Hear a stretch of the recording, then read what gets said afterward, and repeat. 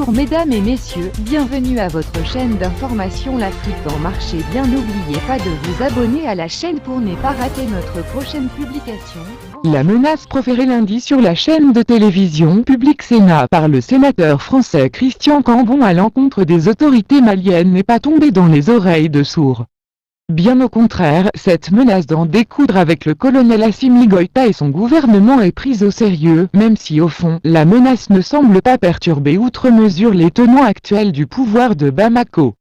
Et pour attester de la sérénité de la junte face à la volonté de la France de punir le Mali suite à la dénonciation par Bamako des accords militaires qui le liaient les deux pays, l'administration Assimi Goïta fonctionne plutôt bien. Si bien que le tribunal de Bamako en toute indépendance a convoqué au mois d'avril dernier le ministre français des Affaires étrangères Jean-Yves Le Drian et son fils Thomas Le Drian, tous les deux soupçonnés d'atteinte au bien public malien.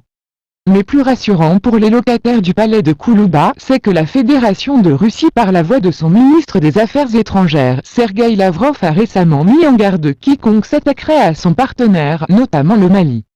Un soutien de taille dont jouit en ce moment la junte militaire pour asseoir sa politique intérieure et extérieure. Pour rappel, c'est le 9 mai dernier que le sénateur français Christian Cambon, intervenant sur la chaîne de télévision Public Sénat, a menacé ouvertement d'en découdre avec les autorités maliennes qui, selon lui, ont rompu de façon violente les accords de défense qui les liaient à la France. Une outrecuidance qu'il n'est pas prêt d'accepter, tout comme Emmanuel Macron et Jean-Yves Le Drian qui eux aussi avaient tenu quelques semaines plus tôt des propos peu diplomatiques à l'encontre des dirigeants maliens. On le voit, les brouilles entre Paris et Bamako sont loin de prendre.